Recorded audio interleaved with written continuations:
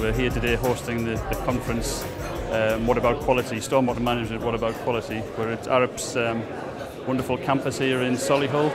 It's a very important time for us with the Flood and Water Management Act in place and lots of SUD standards hopefully coming along later on the year. It's a really good time to have a conference covering quality issues.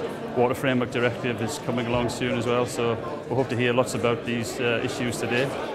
What we need to be doing is looking at quality on a par with quantity, and I know the new national SUD standards will be doing that. And as far as I can tell, particularly in local authorities, there's very little awareness of this. In local authorities, obviously, now, particularly the ones that lead local flood authorities, have a major responsibility for flooding in the local areas. But that needs to be joined to water quality management. I'm Tony Wong from Monash University in Melbourne, Australia.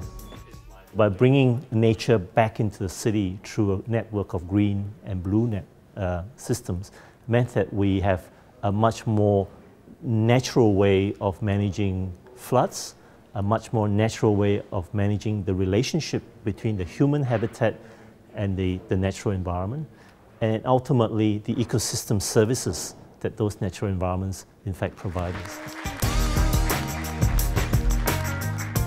I'm Sue Illman. I'm the Managing Director of Illman Young Landscape Design, and we're a consultancy of landscape architects.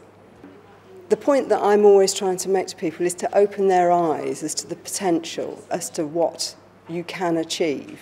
We still lack good exemplars, enough good examples in this country. There's some fantastic examples abroad, and it'd be nice if everything that I showed when I'm talking in these presentations came from this country, but it doesn't. And there's lots to learn over here, and we've really just got to get out there and educate people about it, so that they start to demand it. They must demand good design, and therefore they must demand that we try to address these issues of flooding, quality, amenity, biodiversity within the work that we do. And we're just missing out unnecessarily if we don't take that path. My name is Bob Ando. I'm the Chief Technology Officer for Hydro International. I'm actually based in their offices in Portland, Maine. My view has always been that we need to accept the fact that we have urbanized the catchment, we've interfered with the natural landscape, and we need to find ways by which we can adopt more clever technologies, small footprint technologies, highly efficient technologies.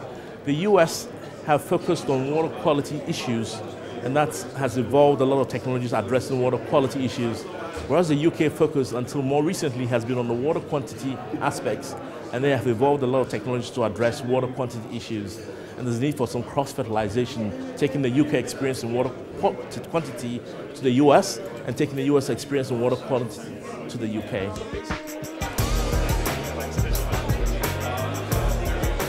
People have really got the sense of that there's big opportunities out there. We're waiting for the SUD standards, we're waiting for the guidance, we're waiting for government departments with the new government, and also how do we deal with other agendas like localism.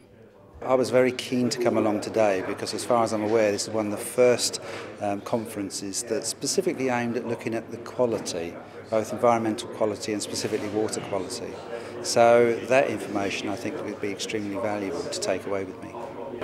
The people who are now trying to bring the Flood and Water Management Act into force haven't quite grasped the situation on the ground, and it just needs to be a bit more joined up to ensure that the things that Pip was proposing are actually materialise on the ground. The main challenge is retrofitting systems, SUD systems, dealing with drainage systems we've already got in place, but bring them up to standard that they can deal with climate change, they can deal with water quality issues, they can deal with managing water in the way that SUDS manages water.